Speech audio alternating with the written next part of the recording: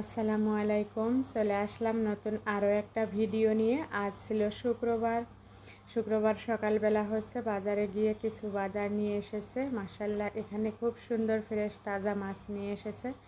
দুই প্রকারের মাছ নিয়ে এসেছে, শিং মাছ আর ট্যাংরা মাছ, আর কিছু সবজিও নিয়ে এসেছে।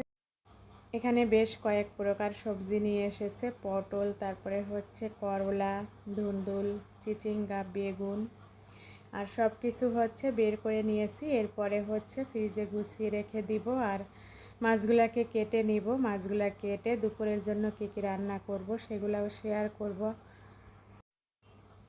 বাজারগুলা বের করে রেখে এখন নাস্তা করে নিব। নাস্তাও রেডি করে নিয়েছি, এখন নাস্তাটা করে নিব। আজ নাস্তার জন্য করেছিলাম চা আর পরোটা। এখন চা আর পরোটাটা খেয়ে নিব। তারপরে সব কিছু কেটে বেছে পরিষ্কার করে দুপুরের জন্য রান্না করব।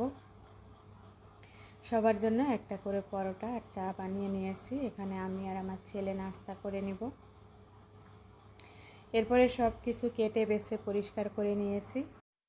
দুপুরের জন্য এখানে রান্না করব শিং মাছের ডিম ফ্রাই করব, তারপরে চিচিঙ্গা ফ্রাই করব, আর ছোট মাছ রান্না করব। মশলাটাকেও রেডি করে নিয়েছি। মাছগুলা পরিষ্কার করে এখন মাখিয়ে রান্না করব। সব কিছু কেটে নিয়েছি, মশলাও দিয়ে দিব, দিয়ে মাখিয়ে চুলায় বসিয়ে দিব। আর গ্যাস খুবই কম, তাই ভাতের জন্য পানি বসিয়ে দিয়েছি। পানিটা গরম হলে তারপরে চালটাকে ধুয়ে বসিয়ে দিব। ভাতটা হওয়ার পরে আমি মাছের তরকারিটাকেও বসিয়ে দিয়েছিলাম। একটা একটা করে রান্না করে নিতেছি, যেহেতু গ্যাস খুবই কম। এখন মাছের তরকারিটা হয়ে গিয়েছে, নামিয়ে নিয়েছি। মাশাআল্লাহ, খুবই সুন্দর হয়েছে রান্নাটা, কালারটা খুবই সুন্দর এসেছে। এরপরে এখন আমি মাছের ডিমগুলাও পেঁয়াজ কাঁচামরিচ দিয়ে ফ্রাই করে নিতেছি।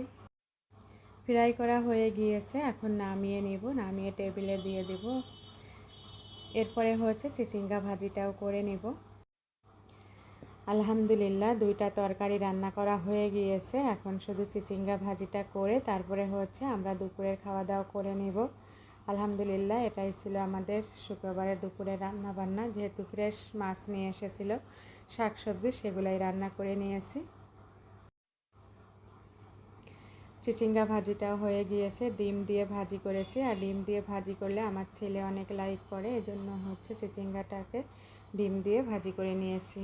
দুপুরের খাওয়া দাওয়া করে রেস্ট নিয়েছিলাম, আর এখন সন্ধ্যাবেলা মাগরিবের নামাজ পড়ে নিয়েছি। আর এখন মুড়ি মাখাবো। এখানে আমি মুড়ি নিয়েছি প্রথমে, তারপরে হলুদ, লবণ আর সরিষার তেল দিয়েছি, আচারের তেল। আর এখন পেঁয়াজ, কাঁচামরিচ আর রসুন কুচি করে দিয়ে দিতেছি।